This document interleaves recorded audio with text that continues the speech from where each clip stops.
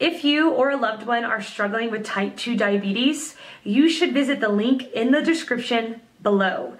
This clinically proven, drug-free program lowers blood sugar to a normal level and can completely reverse type 2 diabetes within just a few weeks.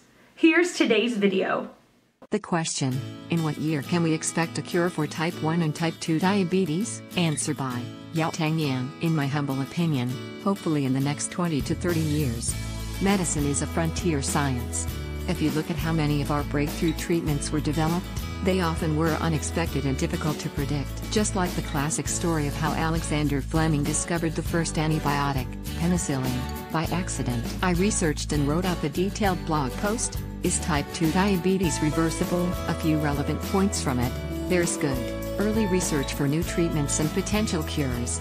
For example, scientists recently found a special molecule that protects mice from developing diabetes, and could be beneficial for treating type 2 diabetes. Mice share 92% of the same genes with humans. Another interesting study showed that medicinal foods or metabolites may represent an effective and natural approach to counter numerous defects that contribute to diseases like type 1 diabetes. While we don't have all the answers right now, I believe we're inching closer to a cure. More importantly, even if not curable, making the right changes to your lifestyle can take you a long way in the right direction. Answer by Martin Rado. I'm not aware of any projected date for a cure for either type of diabetes. Stem cell research may lead to a way to restore pancreatic function for type 1 at some point, but that's still out in science fiction country.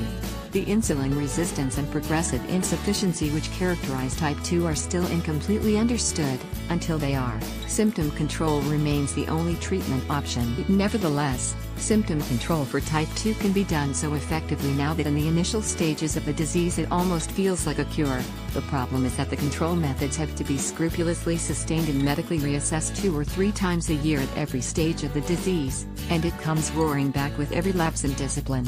Answer by Michael A. Ward. Structured diet. The diet should primarily be healthy and balanced. Apply to a patient with diabetes and much the same advice for a healthy and balanced diet that apply to everyone. This means that the daily energy applicator, the total number of calories, should consist of 50 to 55% carbohydrates, 30 to 35% fats, 2/3 of the unsaturated type, and 10 to 15% protein. In addition, should also be taken to ensure an adequate application of vitamins, minerals and dietary fibers, approximately 30 to 40 grams per day. This means that every Fleming and not just diabetics, less fat should consume, especially less saturated fat, which they mainly found in meat and dairy products, but also in coconut and palm oil, more carbohydrates and less protein. The reduction in fat consumption for diabetics all the more important since they are at greater risk of hardening of the arteries.